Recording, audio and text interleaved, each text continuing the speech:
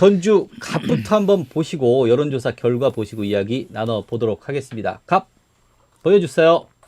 전주 갑 선거구는 더불어민주당의 김윤덕 후보가 65.3%의 지지를 얻어 독주 체제를 굳히고 있습니다. 무소속의 김광수 후보가 뒤쫓고 있지만 50% 이상의 격차가 벌어졌습니다. 적극적인 투표층에서도 김윤덕 후보 70.2, 김광수 후보 14.1%로 차이가 더 커졌습니다. 지난 3월 여론조사와 비교하면 김윤덕 후보는 61.4%에서 65.3%로 선호도가 조금 더 올라갔지만 김광수 후보는 큰 차이가 없었습니다. 당선 가능성에서도 김윤덕 후보가 77%로 압도적으로 높았습니다. 지금 지지 후보를 계속 지지하겠냐고 묻자 두 후보 모두 지지자들의 80% 가까이가 지지 후보를 바꿀 생각이 없다고 답했습니다. 지난달 조사 때 4.9%의 지지를 얻었던 정의당 염경석 후보는 6.5%로 선호도가 다소 높아졌고 기독자유통일당의 허성진 후보 1.4, 국가혁명 배당금당의 하태윤 후보 1.1, 무소속 이범석 후보는 1%의 지지를 받았습니다. 정당 지지도는 더불어민주당 63.4%로 압도적으로 높았고 정의당 12.9%, 미래통합당 4.9%, 민생당 3.2% 순이었습니다. 비례대표 지지는 더불어시민당이 33.6%로 가장 높았고 정의당 15.8%, 열린민주당이 13.4%로 각축을 벌이고 있습니다. 국민의당은 5.6%, 미래한국당 4.1%, 민생당은 2.5%의 지지를 받았습니다. MBC 뉴스 조수영입니다. 자, 김윤덕 민주당 후보 다시 재선에 들어오는 건가요? 좀 궁금한데 이 정도까지 차이가 날 건지 김광수 후보가 이 정도까지 차이를 계속 허용하고 있는 것인지 생각보다 상당히 격차가 큽니다. 일단 그 KBS도 한번 여론조사를 한 적이 있죠. 그 차이도 큰 변화는 없었었나요? K본부에서 한 거하고도? 네, 이제 저희가 한 다음에 이제 KBS가 하고 그다음에 저희가 2차 여론조사를 했는데요. 네. 저희 김윤덕 후보 지지율이 저희 1차 때는 61.4%, 그리고 김광수 후보가 13.5%였는데 KBS와 전북일보 여론조사에서는 66.8대 9.7로 이제 더 벌어졌습니다. 이 조사의 좀 특성이 반영이 됐을 수 있을 것 같고요. 저희 이제 이번 조사에서 65.3대 14.3으로 그러니까 전체적인 추세를 보면 좀 더 격차가 벌어지는 추세로 그렇게 나타나고 있습니다. 전체적으로 김윤덕 후보는 분명히 우상향으로 지금 올라가는 추세고 김광수 후보는 그걸 좀 따라잡지 못하고 평행선을 달리는 정도로 봐주면 될 것 같은데 이거 뭡니까 이거 민주당 바람 얘기하기 싫은데 결국엔 예, 아니 뭐 받아들일 수밖에 없는 지금 결과잖아요. 어쨌든 우리가 이 여론조사 결과를 지금 뚜껑을 열어봤더니 이렇게 지금 나왔으니까요. 더더군다나 굉장히 충격적이었던 것은 실질적으로 두 후보 간의 격차가 오히려 시간이 흐르면서 더 벌어졌다라고 지금 하는 것입니다. 그런데 중요한 게 이제 물어볼 수밖에 없는 거 아니겠어요? 도대체 왜 이렇게 갈수록 벌어졌을까? 왜? 이런 생각들을 왜? 당연히 지금 해볼 수밖에 없을 것 같은데요. 지역에서 사실 김광수 이 후보라고 한다면 사실 현역 지금 의원입니다. 지금 현재는 무소속이었지만 그럼에도 불구하고 한 텀 쉬고 다시 나오는 재격돌을 하게 되는 지금 그 김윤덕 후보가 물론 굉장히 많은 노력을 했겠지만 제가 보기에 이 김윤덕 후보가 국회에서뿐만 아니라 뭐 보건복지 또 간사로서도 열심히 일을 하고 중앙정부뿐만 아니라 지역에 내려와서 굉장히 많은 일을 했음에도 불구하고 이런 정도의 격차가 났다고 하는 것을 과연 어떻게 받아들일 것인지 궁금하기만 해요.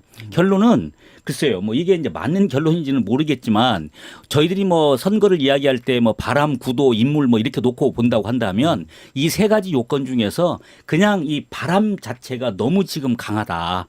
뭐 이렇게밖에는 지금 설명이 지금 안 되는 것 같아요. 다 아시겠지만 공약들도 보게 되면 뭐 저희들 1호 공약 우리 뭐 김하영 기자도 잘 또 예전에 또 보도도 해두고 그래서 많은 도움이 됐는데 실제로 뭐 아주호수 친환경 관광단지를 조성하겠다라고 하는 것이 지금 김윤덕 후보의 지금 대표 공약이고 또 이 무소속 김광수 후보 같은 경우는 시카고형 국제 상품거래소를 설립하겠다. 조금 어렵긴 하지만 지금 이런 것들입니다. 자, 이런 공약을 놓고 봤었을 때도 글쎄요.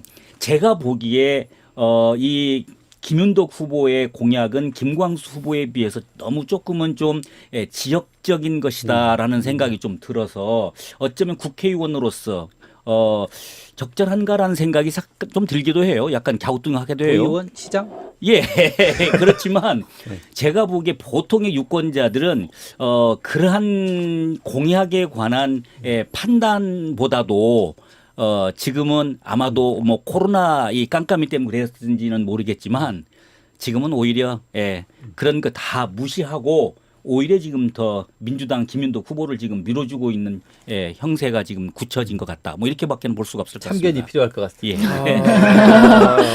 제가 볼 때는 저는 정당 지지도를 한번 보고 싶은데요. 네.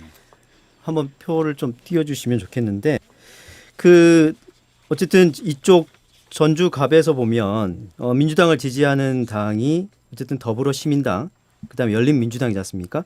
그 두 당의 합해 지지도가 한 48% 정도 돼요. 48%. 근데 지금 김윤덕은 지지도가 65.3%거든요. 그러면 이게 20% 가까이 상회하고 있단 말이에요. 그렇습니다. 네. 그러니까 당 지지도뿐만 아니라 민주당을 지지하는 그런 유권자뿐만 아니라 나머지 어떤 유권자들도 역시 김윤덕 후보를 지지하고 있다는 건 당만 가지고 이야기하기에는 좀 두 후보 약하지 간에 않냐. 무슨 차이가 있냐는 거예요. 이게 보면은 두 후보 간에 보통 사실은 뭐 당은 당연히 뭐 김윤덕 후보가 좋긴 하지만 그 기저에 뭔가 더 많을 것 같아. 이게 보면 뭐 도의원, 시의원들의 기본적인 조직 문제도 있을 거고 또 다른 문제도 있을 것 같아요. 해석을 하자면 예전 과거의 기억을 김광수 의원한테는 안 좋은 기억이긴 하지만 예전에 스캔들 한 번 있었지 않습니까? 아, 그런 스캔들 문제가 약간은 작용하지 않았을까 유권자들한테. 그런 왜냐하면 부분들이 좀 전에 말씀드렸던 아니죠. 민주당 지지자들로서의 어떤 지지도로는 해석이 안 돼요, 사실은. 물론 민주당 바람이 거세긴 하지만 김광수 의원에 대한 지지도가 이렇게까지 큰 차이가 나는 거는 다른 이유가 있을 수도 있지 않겠냐. 그리고 이런 스캔들 기억하는 유권자들이 어떤 자격 논란으로 그런 비춰볼 수 있지 부분이 않을까 생각보다는 생각해요. 상당히 좀 실제 선거에서는 영향을 상당히 오래 남는 거 보더라고요. 이게 기억 자체가 상당히 좀 깊숙이 오래 남는 부분들인 것 같더라고요. 사실 저희 집 한 사람 같은 경우 그런 부분들 상당히 기억을 하더라고요. 그래서 깜짝깜짝 놀랐었는데 사실 그런 부분들을 전혀 관련이 없다고 보기는 충분히 의미는 있는 부분들인 것 같아요. 그러니까 분석에서. 참 재미있는 지금 이야기인 것 같아요. 실제로 보게 되면 어떤 중요한 사건에 사람들은 빨리 잊는다라고 주장하는 또 한편 있는가 반면에 방금처럼 오랫동안 또 기억을 가지고 있고 그것들 실질적으로 행동으로 보여주면서 투표 같으면 거기에 지금 표심으로 지금 보여주는 거 아니겠습니까? 그렇죠. 예, 만약에 이제 그런 게 있다고 한다면 야 이거 정말 어떻게 살아야 되는 것인지 제가 보기에 특히 정치인의 덕목이라고 한다면 방금 우리 이제 기자님께서 이제 지적을 하셨지만 정말 살 얼음판을 갖다가 걸어가듯 조심조심 정말 낮은 자세로 정말 잘하지 않으면 이게 늘 부메랑이 돼서 돌아올 수밖에 없다고 하는 그런 교훈을 또 한 번 주는 것 같습니다. 제가 괜히 꺼냈나요? 김광수 의원한테는 참 죄송한 이야기지만 아마 유권자들 경고비. 기저에는 분명하게 그런 생각이 있지 않을까 유권자들. 싶어서 그리고 신스티브님이 또 지난번에 이어서 또 들어오신 분이신 것 같은데요. 그래요? 네, 김윤덕 후보 선거운동이 엄청 활발하다고. 그러니까 사실 전국에서도 조직을 굉장히 잘 관리하는 의원으로 좀 알려져 있잖아요. 그러니까 오히려 현역일 때 이렇게 일보다는 지역 관리를 한다는 그런 반대 의견이 나올 정도로. 많이 그러시겠어요. 그런가요?